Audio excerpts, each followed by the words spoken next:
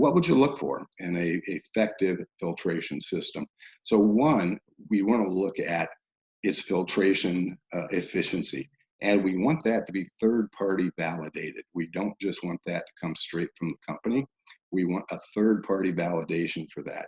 And I recommend we look for a system that meets or exceeds National Standard, Foundation, and ANSI categories of 42, which is acidic, which removes free chlorine, helps with the taste and smell. 53, which also removes the volatile organic compounds and many other things that we don't want in our water. And standard 372, which is for heavy metals. We want a water that's slightly alkaline with a pH of about 8 to 9.0. And we want those minerals to be added back to the water. We want to put some structure to the water, what we call microclustering, which actually helps water trap more oxygen, so it's actually kind of an oxygenated water. And this is the way water exists in nature. And then we want a unit that's easy to maintain and cost effective. But also, let's kind of take a look at the science behind healthy water. And I've got a couple of people that I want to draw on some of their research. And first would be Otto Warburg. And he was a German physiologist.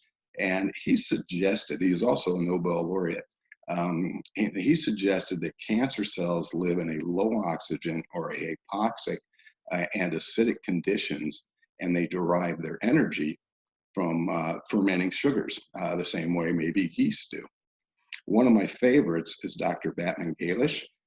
He was a physician, and he's best known for his book, You're Not Sick, You Are Thirsty, Your Body's Many Cries for Water. And he suggested that dehydration is the cause for the majority of diseases. And he was quite adamant in his books and his lectures of relating that and opposing the use of drugs for conditions that really could be addressed by increased water consumption. And he received quite a bit of flack. It gave him a bit of notoriety, if you will. But I think he really hit the nail on the head. I mean, if we look at some of these conditions that we talked about earlier, and let's just take headaches, nearly 90% of headaches are due to dehydration. And of course, there's lots of different medications and lots of different over-the-counter and prescription ones for headaches as well. So a couple more, and this is more on the structure of water from these two scientists. Professor Shinji Makino is a veterinarian, but he also has doctorate degrees in microbiology and immunology. And his book, The Miracle of Pi Water, he states Pi Water has the power to maximize natural healing. Pi Water helps people recover from illnesses. High energy water is the foundation for health. So it's these findings and many others that have led to the development of the Niken PiMag Waterfall. It meets the requirements we were looking for in an efficient filtration system. It filters to National Standard Foundation's 42, 53, and 372. It can reduce bacteria up to 99.99%.